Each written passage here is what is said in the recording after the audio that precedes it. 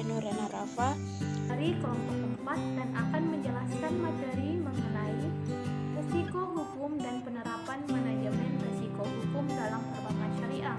Kami di sini akan membahas ada 5 materi. Yang pertama, definisi manajemen resiko hukum.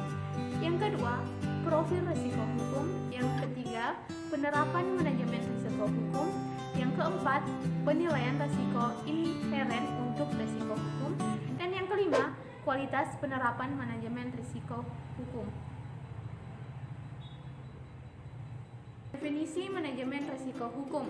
Risiko hukum adalah risiko yang timbul karena ketidakmampuan manajemen perusahaan dalam mengelola munculnya permasalahan hukum yang dapat menimbulkan kerugian atau kebangkrutan bagi perusahaan.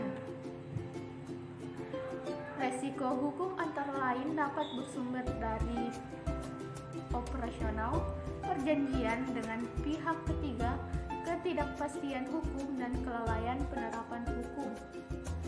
Hambatan dalam proses litigasi untuk penyelesaian klaim serta masalah yurisdiksi negara. Manajemen risiko hukum adalah memastikan bahwa proses manajemen risiko dapat menimbulkan kemungkinan dampak negatif dari kelelahan aspek yuridis, ketiadaan dan perubahan peraturan perundang-undangan proses litigasi. Profil risiko hukum. Risiko hukum adalah risiko yang timbul akibat seperti hukum dan atau kelemahan aspek.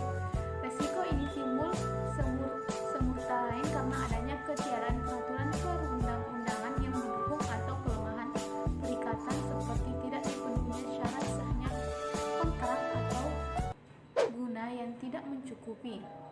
Sesuai dasar 2, definisi risiko operasional adalah mencakup risiko hukum namun tidak termasuk risiko strategis dan risiko reputasi. Risiko hukum dapat terjadi di seluruh aspek transaksi yang ada di bank, termasuk pula dengan kontrak yang dilakukan dengan nasabah maupun aspek lain, dan dapat berdampak terhadap risiko-risiko lain antara lain risiko sesuai, risiko pasar, risiko reputasi, dan risiko likuiditas. Baiklah, untuk materi ketiga yaitu penerapan manajemen risiko hukum. Tujuan utama manajemen risiko hukum adalah memastikan proses manajemen risiko dapat meminimalkan kemungkinan dampak negatif dari kelemahan aspek yuridis, ketiadaan dan atau perubahan peraturan perundang-undangan. Dalam kaitan dengan risiko hukum ini, hal-hal yang perlu diperhatikan adalah: yang pertama, keharusan memiliki kebijakan dan prosedur syarat tertulis. Yang kedua, keharusan melaksanakan prosedur analisis aspek hukum terhadap produk dan aktivitas baru. Yang ketiga, keharusan memiliki satuan kerja yang berfungsi sebagai legal watch tidak saja terhadap hukum positif tetapi juga terhadap fatwa DSN dan ketentuan-ketentuan lainnya. Yang keempat, keharusan menilai dampak perubahan ketentuan peraturan terhadap risiko hukum. Dan yang kelima, keharusan untuk menerapkan sanksi secara konsisten. Dan yang keenam, keharusan untuk melakukan kajian secara berkala terhadap akad kontrak dan perjanjian bank dengan pihak lain dalam hal efektivitas dan enforceability.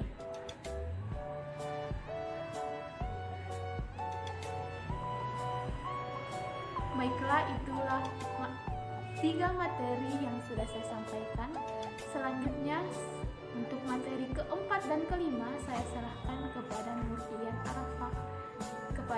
Arafa. Saya persilahkan. Di sini saya akan melanjutkan menjelaskan materi yang sudah dijelaskan sebelumnya oleh Saudari Almalia Putri. Langsung saja saya masuk ke rangkaian materi. Yang pertama ada penilaian risiko inheren.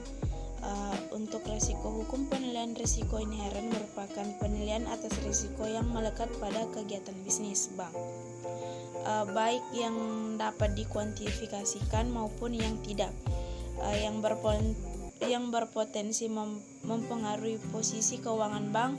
Karakteristik risiko inheren bank ditentukan oleh faktor internal maupun eksternal, antara lain strategi bisnis, karakteristik bisnis, kompleksitas produk atau aktivitas bank, industri di mana bank melakukan kegiatan usaha, serta kondisi makroekonomi. Penilaian atas risiko inheren dilakukan dengan memperhatikan parameter indikator yang bersifat kuantitatif atau maupun kualitatif. Penetapan tingkat risiko inheren atas masing-masing jenis risiko mengacu pada prinsip umum penilaian tingkat kesehatan bank umum. Yang pertama, risiko kredit. Risiko kredit adalah risiko akibat kegagalan debitur dan atau pihak lain dalam memenuhi kewajiban kepada bank. Risiko kredit pada umumnya terdapat pada seluruh aktivitas bank yang kinerjanya tergantung pada kinerja pihak lawan counterparty. Penerbit isur atau kinerja peminjam dana borrower. Risiko kredit juga dapat diakibatkan oleh terkonsentrasinya penyediaan dana pada debitur, wilayah geografis, produk jenis pembiayaan atau lapangan usaha tertentu. Risiko ini lazim disebut risiko konsentrasi kredit dan wajib diperhitungkan pula dalam penilaian risiko inheren. Bagian 2, risiko pasar. Risiko pasar adalah risiko pada posisi neraca dan rekening administratif, termasuk transaksi derivatif akibat perubahan dari kondisi pasar, termasuk risiko perubahan harga option. Risiko pasar meliputi antara lain risiko suku bunga, risiko nilai tukar, likuiditas, dan risiko komoditas. Risiko suku bunga dapat berasal dari trading book maupun posisi banking book. Penerapan manajemen risiko untuk risiko ekuitas dan komoditas wajib diterapkan oleh pihak bank yang melakukan konsolidasi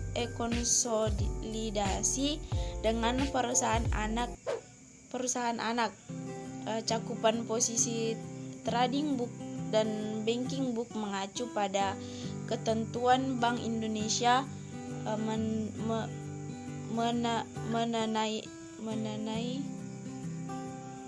mengenai kewajiban penyediaan modal minimum dengan memperhitungkan risiko pasar. Yang ketiga ada risiko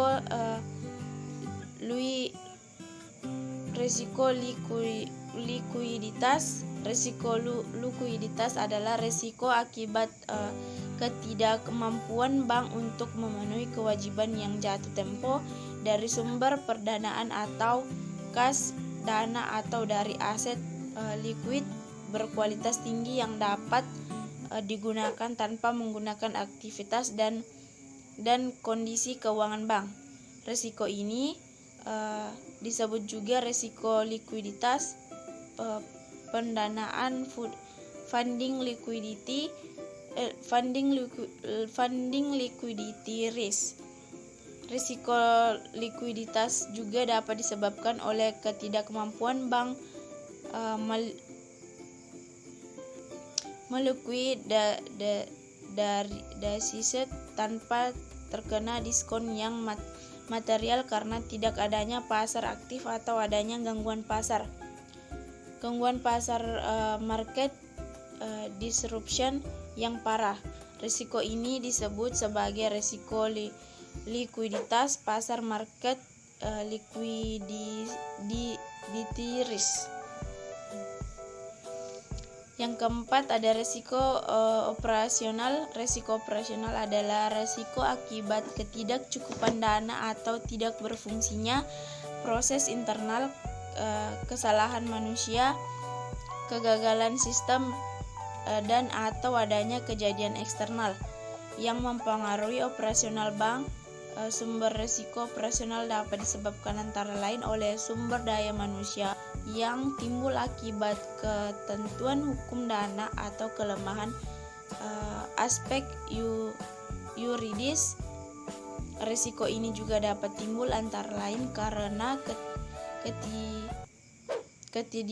ketiadaan peraturan perundangan yang mendasari atau kelemahan perikatan seperti tidak dipenuhinya syarat sahnya kontrak atau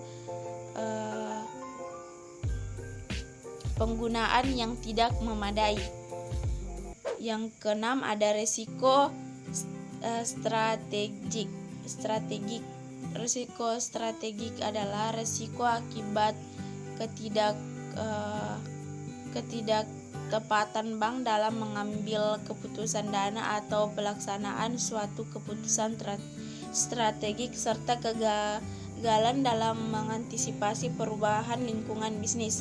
Sumber risiko strategik antara lain ditimbulkan dari kelemahan dalam proses formulasi strategi dan ketidaktepatan dalam perumusan strategi, ketidaktepatan dalam implementasi strategi, dan kegagalan mengantisipasi perubahan lingkaran bisnis.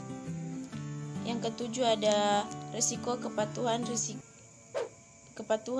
Risiko kepatuhan adalah risiko yang timbul akibat bank tidak mematuhi dana atau tidak melaksanakan peraturan perundang-undangan dan ketentuan yang berlaku.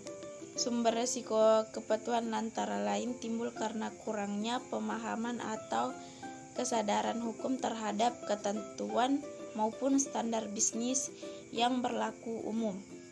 Yang kedelapan ada risiko reputasi.